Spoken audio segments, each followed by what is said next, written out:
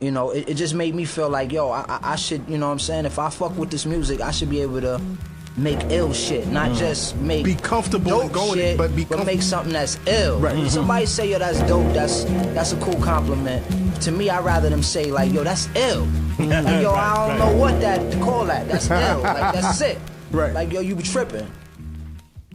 Излезе навън за среща с обичайните си другари. Красиво флора наоколо, слънцето нежно пари. Веднага засече щастието, сякаш има радостни радари. Понеже светлината беше единствения му бог, разкриващ всеки детайл от средата, осветяващ всички кошмари. И въпреки цялата позитивност, нещо затваряше душата му в кофари. Не че не се чувстваше свободен, просто изпитваше някакъв товар, решаващ от пълен интензитет. Неговото слово дар, както и да е, ликовете на любимите хора с присвити клепачи от силните лъчи внезапно му подействаха като цяр, като литри вода след пустинна умора. Нещо прошепваше от мислите, не се мъчи, щастието е твоя господар.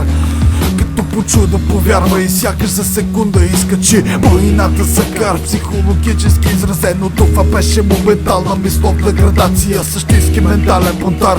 Внезапно от летящи речи на посоки, част от многопосочен диалог. Един въпрос захапа същността му, както ябълката смок. Разбира се, гъвкавата му остра мисъл го предвиждаше и очакваше, опитвайки се да се отърве от него, както слънцето от смок. Питането беше как си, той беше зареден като пистолет с капси, отвръщайки. Благодаря страхотно, даже смея да твърдя, че живея си охотно.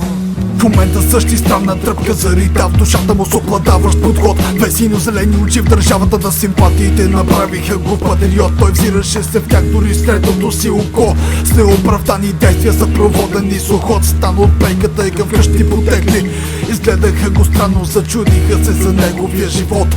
Дори не забеляза с какво и как стигна до дома си, затвори се в таята си, осъдъчен в ума си. И понеже ерата е технологична, натиснан захранващ бутон на компютърна машина логична. До сегашните му действия съпроводени бяха снимка в дигитален формат. След търпение отвори я, образ на чувства богат. Пленуваше отново да се взре в синьо-зелените очи, както наркоман изпитва глад към опият. Лицето на статична снимка излъчваше твърда позиция, много естествена красота, но в миг сякаш очаквам споменатите двани умаса на зрителните кълпа. Произнесоха: не си струва, върни се в приятелската си тълпа. Душевно го смачка, цялата му сила събра, мисловна летаргия заспа. Обели само 6 думи, които само съзна: приятелството е по-важно от любовта.